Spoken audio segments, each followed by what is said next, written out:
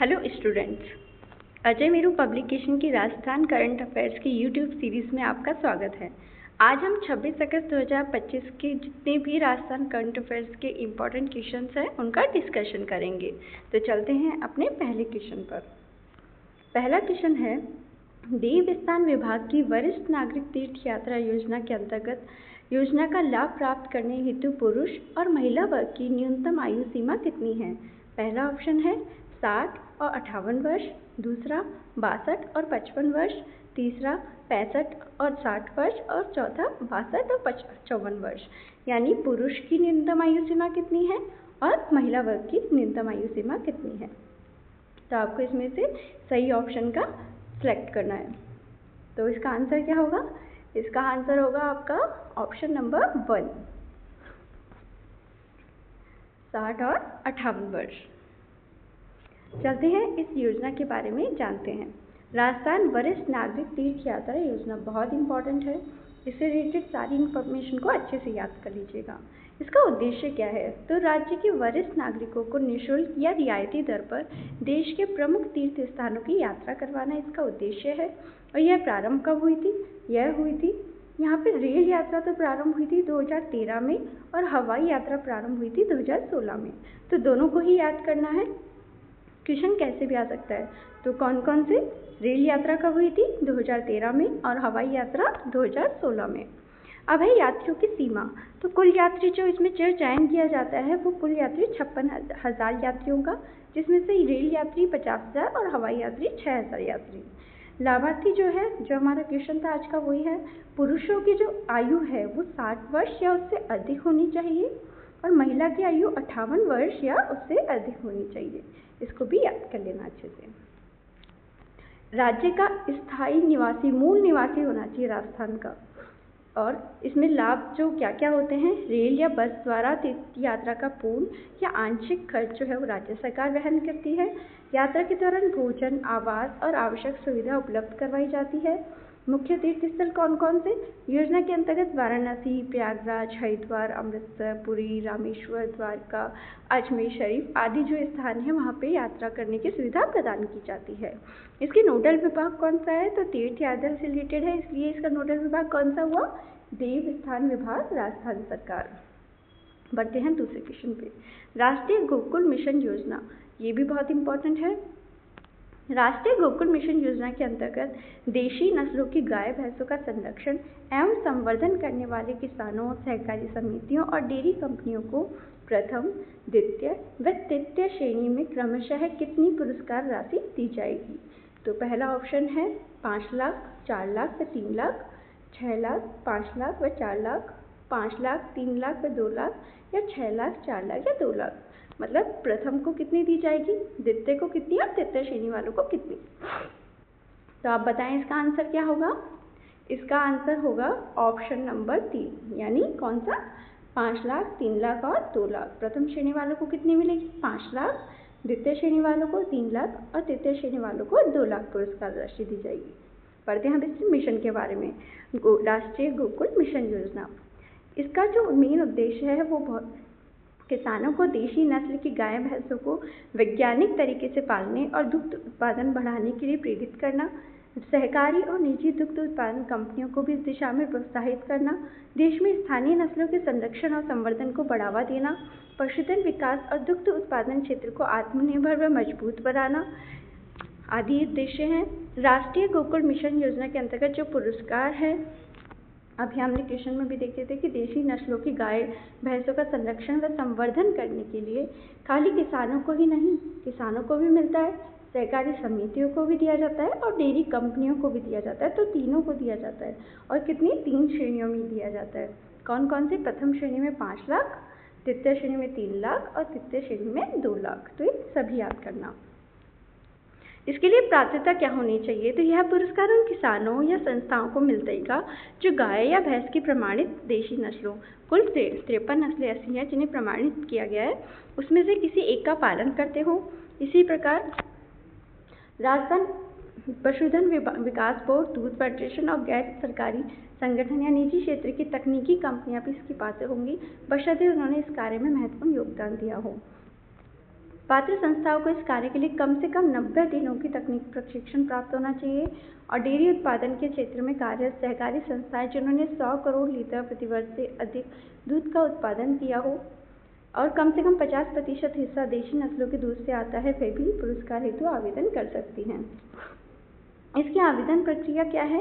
इच्छुक किसान और संस्थाएं इस पुरस्कार के लिए आवेदन कर सकते हैं। आवेदन की जो अंतिम तिथि है वो 15 सितंबर 2025 है। तो आपके यहाँ भी अगर फैमिली में कोई किसान परिवार से है और इसका आवेदन करने के पात्र हैं तो ज़रूर उनको बताएं और इस सुविधा का लाभ उठाएं। पुरस्कार वितरण समारोह 26 नवंबर 2025 को नई दिल्ली में आयोजित किया जाएगा। राष्ट्रीय गोकुल मिशन योजना के अंतर्गत निम्न में से राजस्थान की कौन सी संस्था गोपाल रत्न पुरस्कार के लिए पात्रता रखती है? अभी हमने राष्ट्रीय गोकुल मिशन योजना पढ़ी। अब हम पढ़ते हैं कि उस योजना के अंतर्गत हमने ये तो पढ़ लिया कि 3 श्रेणी में पुरस्कार मिलेंगे, लेकिन राजस्थान की कौन कौन सी संस्थाएं ऐसी हैं जो गोपाल रत्न पुरस्कार के लिए पात्रता रखती हैं? तो उसी का ये ऑप्शन है। पहला बनता है राजस्थान पशुधन विकास बोर्ड, दूसरा दूध फेडरेशन, तीसरा गैर सरकारी संगठन और चौथा उपयुक्त सभी। तो क्या आंसर होगा? उपयुक्त सभी। राष्ट्रीय गोकुल मिशन योजना के अंतर्गत राजस्थान की गोपाल रत्न पुरस्कार के लिए प्राप्त संस्थाएं या तकनीशियन चारों हैं: राजस्थान पशुधन विकास बोर्ड, दूध फेडरेशन, गैर सरकारी संगठन अथवा निजी क्षेत्र का कोई भी तकनीशियन। यदि ये संगठन या व्यक्ति कृत्रिम गर्भाधान का कार्य करते हैं और इस कार्य से संबंधित कम से कम 90 दिनों का तकनीकी प्रशिक्षण प्राप्त कर चुके हों तो वे इस पुरस्कार के लिए पात्र माने जाएंगे। पात्र सहकारी समितियां कंपनियां कौन कौन सी हैं? दूध उत्पादन क्षेत्र में सक्रिय सहकारी समितियां, कंपनी अधिनियम के तहत संचालित कंपनियां, ग्राम स्तर पर 50 किसान सदस्यों वाली सहकारी समितियां भी इसमें शामिल है, MPC यानी म्यूचुअल प्रोड्यूसर कंपनी और FPO फार्मर प्रोड्यूसर ऑर्गेनाइजेशन के अंतर्गत आने वाली दुग्ध उत्पादन कंपनियां भी इसमें शामिल है। यदि ये संस्थाएं प्रतिदिन कम से कम 100 लीटर दुग्ध का उत्पादन करती है तो वे भी इस पुरस्कार के लिए पात्र होंगी। हमने पहले भी डिस्कस किया था कि ये जो पुरस्कार वितरण समारोह है ये कहाँ आयोजित होगा? नई दिल्ली में होगा। और कब होगा? 26 नवंबर 2025 को। ये हमने दोनों बार जब इस गोकुल मिशन योजना को बताया तो हमने इस लाइन को भी 2 बार रिपीट करा क्योंकि ये भी इम्पॉर्टेंट है। क्वेश्चन ये भी आ सकता है कि गोपाल रत्न पुरस्कार जो है वो जो वितरण समारोह है वह कहाँ किया जाएगा? तो कहाँ पर हो रहा है? नई दिल्ली में। और कब होगा? 26 नवंबर 2025 को। बढ़ते हैं क्वेश्चन नंबर 4 पर। शिक्षा मंत्रालय द्वारा नीलम यादव को राष्ट्रीय शिक्षक पुरस्कार 2025 से सम्मानित किया जाएगा। इनका संबंध राज्य के किस जिले से है? पहला कोटपुतली बहरोड, दूसरा खेरतल तिजारा, तीसरा सलूम्बर और चौथा हनुमानगढ़। तो नीलम यादव जी जो है प्राचार्य है, इनका संबंध किससे है? इनका है खेरतल तिजारा राज्य जिले से। राष्ट्रीय शिक्षक पुरस्कार 2025 शिक्षा मंत्रालय ने नेशनल टीचर्स अवार्ड की घोषणा की है। इसमें देश भर के 45 टीचर्स को चयनित किया जाएगा, जिसमें राजस्थान के अलवर से अलग हुआ खेरतल तिजारा जिले की सरकारी गर्ल्स सीनियर सेकेंडरी स्कूल तपुकड़ा की प्राचार्य नीलम यादव को भी पुरस्कृत किया गया है। मतलब पूरे देश की 45 टीचर्स में से प्राचार्य नीलम यादव जो हमारे राजस्थान की है खेरतल तिजारा जिले की, उनको भी पुरस्कार दिया जाएगा। ये अपने आप में बहुत ही सम्माननीय बात है। तो सबसे पहली बात हमने जो पढ़ी वो क्या थी कि नेशनल जो अवार्ड है वो किसको मिलेगा? प्राचार्य नीलम यादव को। ये कौन से जिले की है? खेरतल तिजारा जिले की। उनका स्कूल कहाँ पे है? कौन सा है? सरकारी गर्ल्स सीनियर सेकेंडरी तपुकड़ा में इनका स्कूल है ना। प्राचार्य नीलम यादव को शिक्षा के क्षेत्र में उत्कृष्ट शासन और नेतृत्व कार्य के लिए शिक्षक दिवस पर 5 सितंबर को नई दिल्ली में आयोजित विशेष समारोह में इस पुरस्कार के लिए पुरस्कृत किया जाएगा। अब नीलम यादव जी के बारे में पढ़ते हैं। इन्होंने 1993 में शिक्षा विभाग में वरिष्ठ अध्यापक के रूप में अपनी सेवाएं प्रारंभ की थी। इसके बाद 2004 से 2015 तक इन्होंने व्याख्याता पद पर कार्य किया और वर्ष 2015 से विद्यालय के प्राचार्य के रूप में नेतृत्व संभाल रही हैं। विद्यार्थियों का सर्वांगीण विकास इनकी प्राथमिकता रही है और इनके नेतृत्व में विद्यालय में शिक्षकों की कमी को दूर करने के लिए उन्होंने स्वयं कक्षाएं लेते हुए होंडा CSR के सहयोग से डिजिटल लैब और स्मार्ट क्लासेस की स्थापना की है। Question number 5। राजस्थान के किस जिले के मेघा गांव में वैज्ञानिकों ने 20 करोड़ साल पुराना भारत का पहला फाइटोसारस जीवाश्म की खोज की है? तो सबसे पहला ऑप्शन क्या है? जैसलमेर, दूसरा हनुमानगढ़, तीसरा गंगानगर और चौथा बाड़मेर। तो इसका आंसर क्या होगा? पहला जैसलमेर। राजस्थान के जैसलमेर जिले के मेघा गांव में, मेघा गांव कहाँ पे स्थित है? जैसलमेर में। जयनारायण व्यास विश्वविद्यालय जोधपुर के earth system science faculty dean professor VS Parihar के नेतृत्व में वैज्ञानिकों की टीम ने भारत का पहला फाइटोसॉरस, एक प्रकार की छिपकली का जीवाश्म खोज निकाला है। यह खोज 21 अगस्त को की गई। इसे करीब 20 करोड़ साल पुराना माना जा रहा है। यह जीवाश्म आकार में मगरमच्छ जैसा दिखता है और इसकी लंबाई लगभग 1.5 से 2 मीटर आंकी गई है। अब इसकी जो खोज है वो जियोलॉजिकल सर्वे ऑफ इंडिया द्वारा की जाएगी। तो ये न्यूज़ पहले भी न्यूज़ में आई थी और हमने क्वेश्चन भी बनाया था। तब न्यूज़ ये थी कि डॉक्टर एनडी इणकिया जो थे उन्होंने ये अनुमान लगाया था कि शायद डायनासोर के जीवाश्म जैसा है। तो तभी ये न्यूज़ आई थी कि डायनासोर जैसे जीवाश्म जो जैसलमेर के कौन से गांव में मिल रहा है, मेघा गांव जो है वो किस जिले में है। हमने क्वेश्चन भी बनाया था कि जैसलमेर में है। अगर आपने पढ़ी हो तो आपको याद होगी। तो अब ये पुख्ता हो चुका है। किसने करा है? यह जयनारायण व्यास विश्वविद्यालय जोधपुर के अर्थ सिस्टम साइंस फैकल्टी की डीन कौन है?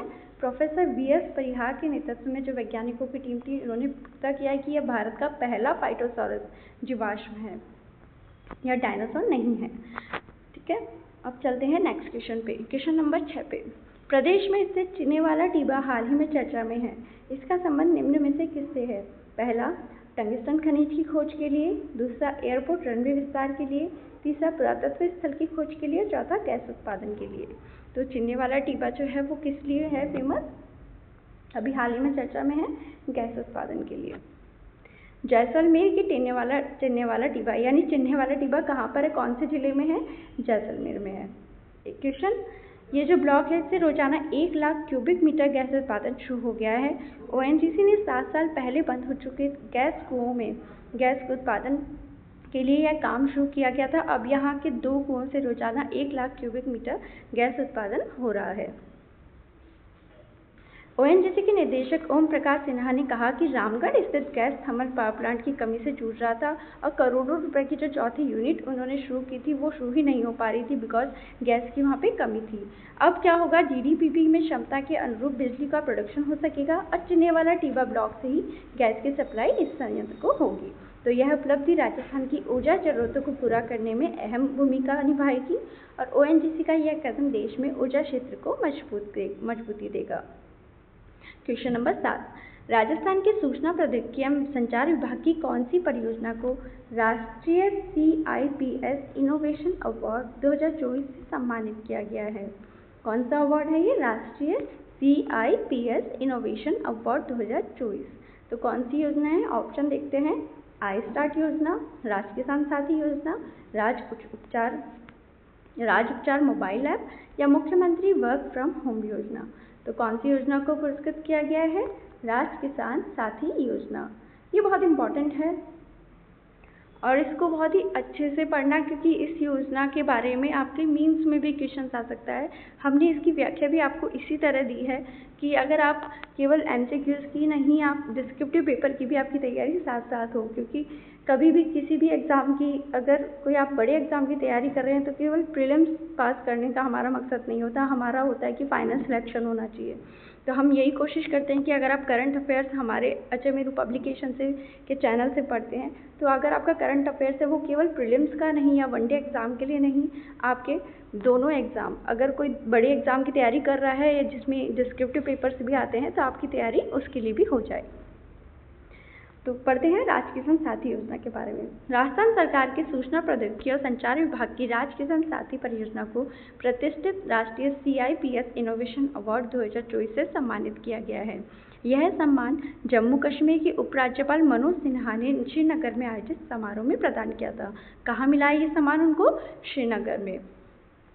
अधिक से अधिक किसानों तक पारदर्शिता के साथ सरकारी योजनाओं का लाभ पहुँचाने के लिए सरकार द्वारा कृषि क्षेत्र में डिजिटलीकरण को बढ़ावा दिया जा रहा है। इसी कड़ी में राजस्थान सरकार द्वारा किसानों के लिए राज किसान साथी परियोजना शुरू की गई है। अब हम अच्छे से पढ़ेंगे राज किसान साथी परियोजना क्या है और इसका मेन उद्देश्य क्या है। राजस्थान सरकार द्वारा विकसित राज किसान साथी पोर्टल एक अभिनव single window online integrated portal है, single window online integrated portal, जिसे ईज ऑफ डूइंग फार्मिंग की परिकल्पना को ईज ऑफ डूइंग बिजनेस की तर्ज पर साकार करने के लिए शुरू किया गया है। यह पोर्टल कृषि एवं सहायक विभागों के 120 से अधिक ऑनलाइन मॉड्यूल्स पूरी तरह से पेपरलेस और फेसलेस इकोसिस्टम, बहुत इंपॉर्टेंट है, पेपरलेस और फेसलेस इकोसिस्टम के माध्यम से उपलब्ध कराता है कितने 120 से अधिक ऑनलाइन मॉड्यूल्स को। राजस्थान इस प्रकार का एकीकृत ढांचा विकसित करने वाला पहला राज्य बना है। दैट्स इम्पॉर्टेंट, स्टार लगा दो इसको, इसीलिए यह योजना बहुत इंपॉर्टेंट है। राज्य किसान साथी किसानों को डायरेक्ट बेनिफिट ट्रांसफर योजनाओं, लाइसेंसिंग सेवाओं, गुणवत्ता नियंत्रण, डिजिटल सलाह व अन्य सेवाओं तक आसान पहुंच प्रदान करता है। इस प्रणाली के क्या क्या लाभ होंगे? तो 1320 टन कागज की बचत हो रही है, क्योंकि पेपरलेस है तो 1320 टन कागज की बचत हो रही है। डीबीटी भुगतान में 33 गुना वृद्धि की जा रही है। रियल टाइम आवेदन ट्रैकिंग सुविधा है। डिजिटलीकरण के माध्यम से धोखाधड़ी में कमी आएगी। यूएस के लाभ हम पढ़ते हैं नवाचार। इस प्रणाली के अंतर्गत निम्न नवाचारों से कृषि सेवा वितरण में पारदर्शिता और दक्षता सुनिश्चित हुई है, जैसे जियो टैग वेरिफिकेशन है, AI ML आधारित फसल रोग प्रबंधन, ऑनलाइन लाइसेंसिंग, किसानों के दरवाजे पर सीड मिनी किट वितरण किया गया है। 26 अगस्त तक राज्य किसान साथी के तहत दी गई सेवाएं, मतलब वर्तमान तक इसमें राज्य किसान साथी जो योजना है इसके तहत कौन कौन सी सेवाएं दी गई है। तो 26 अगस्त तक राज्य किसान साथी के तहत 73 लाख से अधिक किसान जुड़ चुके हैं। 3,500 करोड़ रुपए से अधिक डीबीटी के माध्यम से वितरित किए गए हैं। 58,000 से अधिक कृषि छात्रों को 100 करोड़ रुपए से अधिक की छात्रवृत्तियां दी गई है और 1 लाख से अधिक लाइसेंस जारी किए गए हैं। इस पोर्टल की शेष प्रथाओं को DARPG की मिनिमम गवर्नमेंट मैक्सिमम गवर्नेंस पुस्तिका CIPS कॉफी टेबल बुकलेट में शामिल किया गया है और 28वें राष्ट्रीय सुशासन सम्मेलन में प्रस्तुत किया जाएगा।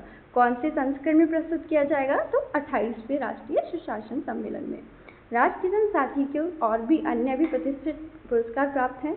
वो कौन कौन से? राष्ट्रीय e governance award 2023 silver category, Skoch award और प्रधानमंत्री उत्कृष्ट लोक प्रशासन अवार्ड फाइनलिस्ट।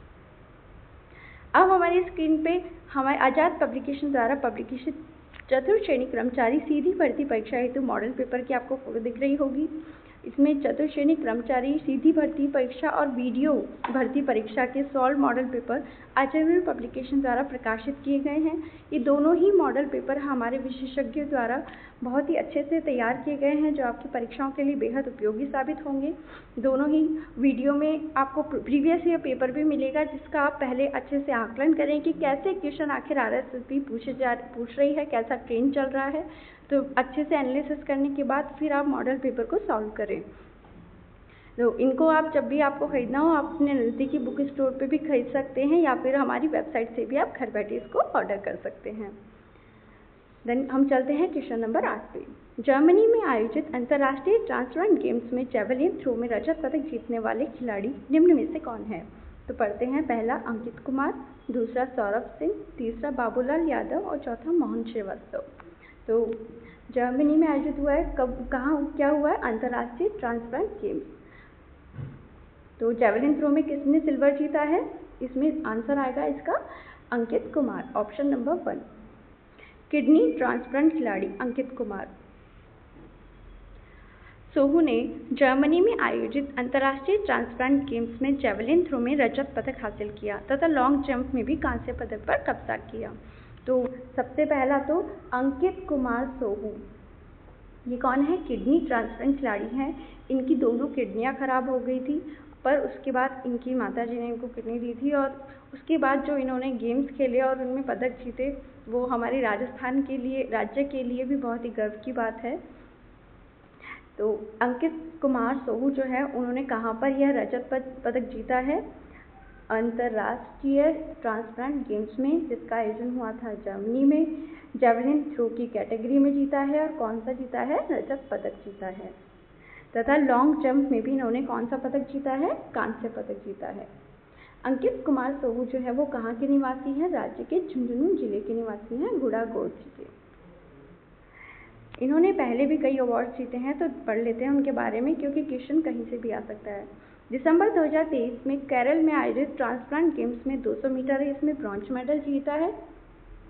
मुंबई में आयोजित राष्ट्रीय ट्रांसप्लांट गेम्स में भी 100 मीटर रेस में विजेता रहे हैं। मार्च 2025 में चंडीगढ़ में आयोजित PGI ट्रांसप्लांट नेशनल गेम्स में जेवलिन थ्रो में 32.65 मीटर और लॉन्ग जंप में 15.08 फीट के राष्ट्रीय रिकॉर्ड्स के साथ अंकित ने गोल्ड मेडल, ये कब मार्च 2025 में आयोजित थी, चंडीगढ़ में आयोजित हुई थी, वहाँ पे गोल्ड मेडल जीता इन्होंने और 200 मीटर रेस में सिल्वर सहित कुल 4 मेडल हासिल किए थे। अब पढ़ते हैं अंतर्राष्ट्रीय ट्रांसप्लांट गेम्स के बारे में, क्योंकि इन्होंने जीता है, न्यूज़ में आया है, तो इससे भी क्वेश्चन बनने के चांसेस बहुत बन जाते हैं।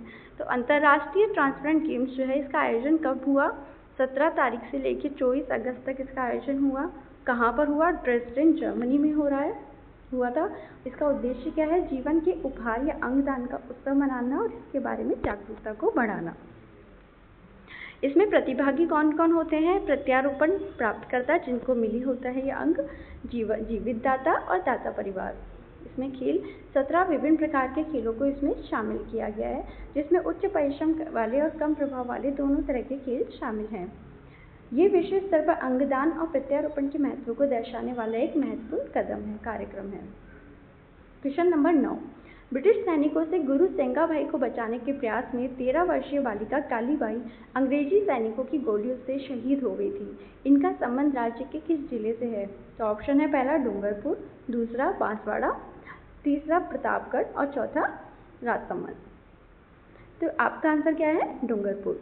वीर बालिका कालीबाई, आज़ादी से पूर्व आदिवासी अंचल में शिक्षा को दबाने के लिए पाठशालाएं बंद की जा रही थी और शिक्षकों को बहुत ही अत्याचार किया जाता था, उनको पीटा जाता था, मारा जाता था।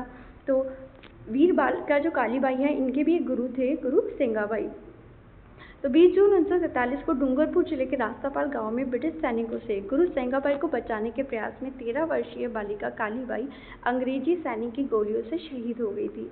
इनको गोलियां कब लगी थी? जो घटना है ना, वो तो हुई थी 19 जून को 1947 को, कि जब पुलिस जो थी, ब्रिटिश सैनिक थे, वो सेंगाबाई को ले जा रहे थे घसीटते हुए। तो ये 13 वर्षीय कालीबाई आई और हाथों में हंसियाँ लेके आई थी और अपने गुरु को बचाने की कोशिश कर रही थी। इसी बीच ब्रिटिश सैनिकों की गोली इन पे लगी और उसके नेक्स्ट डे 20 जून 1947 को यह शहीद हो गई।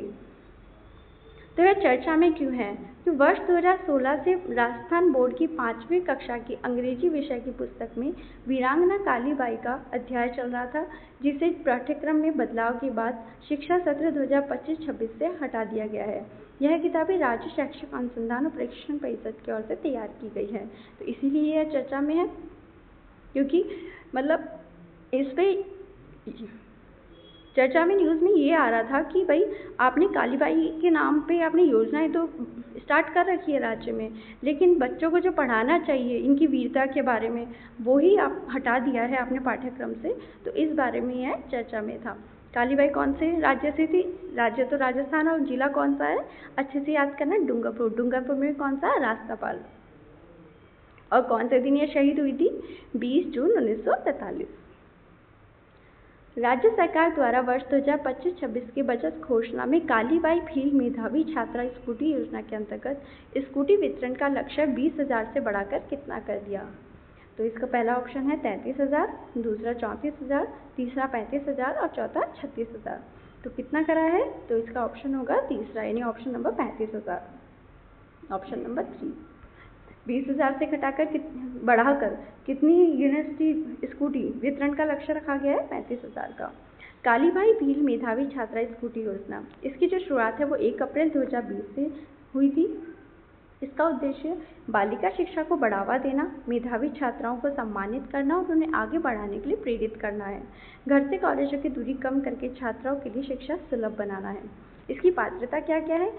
मेन बात, पहला, राजस्थान की निवासी, केवल छात्राएं, परिवार की वार्षिक आय जो कितनी होनी चाहिए? 2.5 लाख रुपए से कम होनी चाहिए, 12वीं की कक्षा पास होनी चाहिए और RBSE बोर्ड से कम 65% अंक आने चाहिए और CBSE बोर्ड से कम 75%। दोनों का अलग अलग क्राइटेरिया आप देख लेना अच्छे से। छात्रा ने नियमित रेगुलर रूप से 12वीं की हो, 12वीं की कक्षा पास होना तो ज़रूरी है, परसेंटेज भी ज़रूरी है। RBSE में 65 और CBSE में 75 पर रेगुलर होना चाहिए। स्कूटी वितरण का जो लक्ष्य है वो 20,000 से बढ़ाकर कितना करा, हमने पहले ही पढ़ा था, 35,000 स्कूटी का वितरण करने की लक्ष्य रखा गया है। क्वेश्चन नंबर 11, लोक देवता रामदेव जी का मेला किस तिथि को आयोजित किया जाता है? पहला, भाद्रपद शुक्ल द्वितीय से एकादशी तक, दूसरा कार्तिक शुक्ल द्वितीय से एकादशी तक, तीसरा भाद्रपद कृष्ण द्वितीय से एकादशी तक, चौथा कार्तिक कृष्ण द्वितीय से एकादशी तक। तो इसका आंसर क्या होगा? इसका आंसर होगा ऑप्शन नंबर 1, भाद्रपद शुक्ल द्वितीय से एकादशी तक लोक देवता रामदेव जी का मेले का आयोजन किया जाता है। लोक देवता रामदेव जी के बारे में पढ़ते हैं हम। इनको रामसा पीर, लुणीचारा धनी भी कहा जाता है। इनका जन्म बाड़मेर के उंडू कश्मीर में हुआ था 1405 ईस्वी में। ये सारे ही फैक्ट बहुत ही इंपॉर्टेंट है, क्योंकि लोक देवता रामदेव जी तो वैसे ही बहुत ही इम्पॉर्टेंट है हमारे लिए। राजस्थान के जो बच्चे एग्जाम की तैयारी कर रहे हैं उनके लिए लोक देवता राम जी अपने आप में बहुत इंपॉर्टेंट हैं। तो याद रखना, इनका अन्य नाम कौन सा है? रामसा पीर और लुणीचारा धनी। इनका जन्म कहाँ हुआ था? बाड़मेर के उंडू कश्मीर में। और कब हुआ था? 1405 ईस्वी में। माता पिता का नाम क्या था इनके? मीणा देवी और अजमल जी। पत्नी का नाम इनका नीतल देवी था। और इनका जो मेला है अभी हमने पढ़ा, भाद्रपद शुक्ल द्वितीय से एकादशी तक जैसलमेर में रामदेवरा स्थल पर लगता है। कंफ्यूज मत होना, जन्म कहाँ हुआ है? बाड़मेर में, और मेला कहाँ लग रहा है? जैसलमेर में रामदेवरा स्थल पर। दोनों डिफरेंस है, क्योंकि इनका समाधि स्थल कहाँ है? जैसलमेर में। ठीक है, जन्म हुआ बाड़मेर, समाधि स्थल है जैसलमेर, और मेला भी इनका जैसलमेर में रामदेवरा में है। तो समाधि स्थल क्या है? राम सरोवर पाल, लुणीचा, जैसलमेर। मेले का मुख्य आकर्षण क्या है? कांवड़िया पंथ के द्वारा 13 ताली का लोक नृत्य। कांवड़िया पंथ की महिलाओं द्वारा 13 ताली लोक नृत्य किया जाता है। इसमें मंजीरों के साथ किया जाता है। मंजीरे जो वाद्य यंत्र होते हैं वो बांधकर 13 ताली लोक नृत्य किया जाता है। पूजा स्थल जो है वो सामान्यतः गांव में किसी वृक्ष के नीचे ऊंचे चबूतरे पे रामदेव जी के प्रतीक चिन्ह पगली, इनके पगलियों की पूजा की जाती है।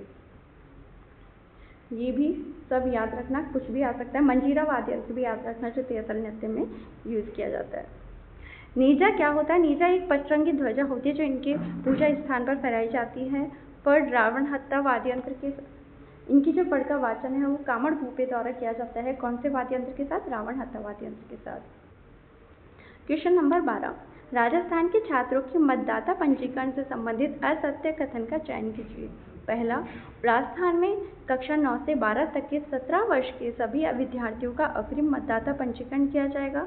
दूसरा, यह व्यवस्था पूरे राज्य में सरकारी और निजी दोनों प्रकार के स्कूलों में लागू होगी।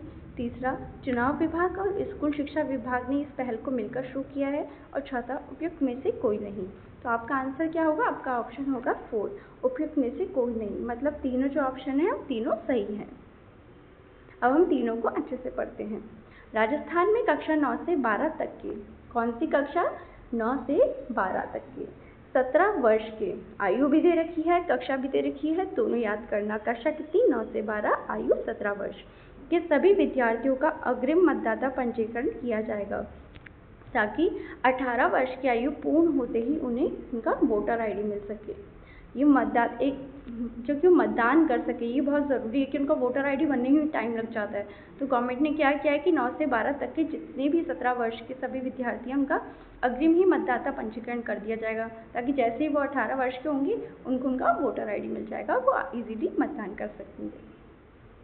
यह किस पर लागू होगी? तो व्यवस्था पूरे राज्य में सरकारी और निजी दोनों प्रकार के स्कूलों में होगी। तो ये बहुत इंपॉर्टेंट है कि ऑप्शन में ये आ सकता है कि केवल सरकारी स्कूलों में लागू होगी या केवल निजी स्कूलों में लागू होगी या फिर राज्य के कुछ जिलों में लागू होगी। तो यह पूरे राज्य में सरकारी और निजी दोनों प्रकार के स्कूलों में लागू होगी। चुनाव विभाग और स्कूल शिक्षा विभाग ने इस पहल को मिलकर शुरू किया गया है। दोनों विभाग, चुनाव विभाग और स्कूल शिक्षा विभाग, दोनों विभागों को मिलकर इस मिशन को, इस पहल को शुरू किया गया है। इस संदर्भ में एक बैठक हुई जिसमें मुख्य निर्वाचन अधिकारी नवीन महाजन और सचिव स्कूल शिक्षा के कृष्ण कुलिश शामिल हुए। उन्होंने बताया कि चुनाव साक्षरता क्लब के माध्यम से छात्रों को राजनीतिक और मतदान संबंधी जानकारी दी जाएगी। किसके माध्यम से? चुनाव साक्षरता क्लब के माध्यम से। एनसीईआरटी पाठ्यक्रम में भी मतदाता शिक्षा को शामिल किया जाएगा। छात्रों की निगरानी और प्रगति के लिए ऑनलाइन पोर्टल और मोबाइल एप्लीकेशन उपलब्ध कराए जाएंगे। इसकी क्या क्या है? भविष्य की योजना। चुनाव आयोग और शिक्षा मंत्रालय मिलकर इस पहल को और सशक्त बनाने की दिशा में कार्य करेंगे। राष्ट्रीय शिक्षा नीति 2020 के तहत कौन सी? राष्ट्रीय शिक्षा नीति 2020 के तहत विद्यार्थियों को नागरिक शास्त्र और मतदान संबंधी शिक्षा से जोड़ा जाएगा और 2025-26 में इसे नियमित रूप से लागू करने की योजना है। बढ़ते हैं क्वेश्चन नंबर 13 पे। सिलीसेट झील के ओवरफ्लो होने के पश्चात उसका अतिरिक्त पानी निम्न में से किस बांध में पहुंचता है? बहुत ही इंपॉर्टेंट क्वेश्चन है, आप अच्छे से पढ़िएगा इसको। सिलीसेट झील के ओवरफ्लो, जब इस पर चादर चल जाती है तो उसके पश्चात इसका जो अतिरिक्त पानी है वो किस बांध में पहुंचता है? तो इसका पहला ऑप्शन है जयसंबंध बांध, दूसरा जमाई बांध, तीसरा टोड़ी सागर बांध और चौथा जाखम बांध। तो इसका आंसर क्या होगा? अब आपको लग रहा होगा कि सिलीसेट झील तो अलवर में है और ये तो बिल्कुल अलग अलग झीलों के बांध है, तो ये कहाँ से कहाँ इसका लिंक है? तो आप इसका आंसर बताएं। इसका आंसर होगा ऑप्शन नंबर 1 जयसंबंध बांध। सिलीसेट झील का अतिरिक्त पानी ओवरफ्लो होकर खेतों के रास्ते से जयसंबंध बांध में पहुंचता है। इसका जो प्रक्रिया है वो कैसे होगी? बारिश और ओवरफ्लो, यानी जब मानसून के दौरान अलवर जिले में अच्छी और तेज बारिश होती है तो सिलीसेट झील भर जाती है। झील की जल क्षमता पूरी होने पर उसका अतिरिक्त पानी ओवरफ्लो होने लगता है, जिसे चादर चलना भी बोलते हैं। यह ओवरफ्लो का पानी नहरों और खेतों के रास्ते बहता हुआ जयसंबंध बांध तक पहुंचता है। इस तरह सिलीसेट झील से जयसंबंध पानी में पानी की आवक होती है, जिससे जयसंबंध बांध में भी पानी का स्तर बढ़ता है, यानी खेतों से और नहरों से दोनों से होती है। तो इसमें जो लिखा है ना कि खाली खेतों से, तो खाली खेतों नहीं, खेतों के साथ कौन कौन सी? नहरों से भी होती है। खेतों और नहरों के रास्ते जयसंबंध बांध में पहुंचता है। इसका महत्व क्या है? यह प्रक्रिया जयसंबंध बांध में पानी की कमी को पूरा करती है, जिससे स्थानीय लोगों को पेयजल और सिंचाई की सुविधा मिलती है, खासकर उन क्षेत्रों में जहां जयसंबंध बांध सालों से सूखा रहता है। अब पढ़ते हैं सिलीसेट झील के बारे में। यह अलवर शहर से कुछ दूरी पर अरावली की पहाड़ियों के बीच बसी है। इसका निर्माण महाराजा विनय सिंह द्वारा 1845 ईस्वी में कराया गया था। इसका उद्देश्य अलवर शहर को पानी की आपूर्ति करना था। पढ़ते हैं जयसंबंध बांध के बारे में। तो यह राजस्थान के उदयपुर जिले में है। ढेबर झील के नाम से भी इसको जाना जाता है और इसका निर्माण 1685 में महाराजा जयसिंह द्वारा करवाया गया था।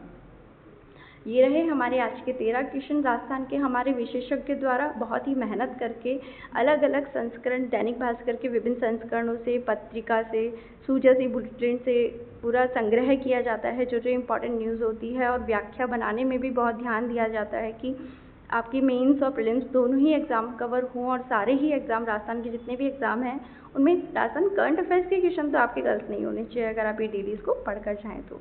अगर आपको ये पसंद आए हमारा वीडियो तो अजय मेरू पब्लिकेशन के इस यूट्यूब चैनल को सब्सक्राइब ज़रूर करें, इस वीडियो को लाइक करें, शेयर करें। हम कल फिर मिलेंगे राजस्थान करंट अफेयर्स की और इम्पोर्टेंट क्वेश्चंस के साथ। Thank you.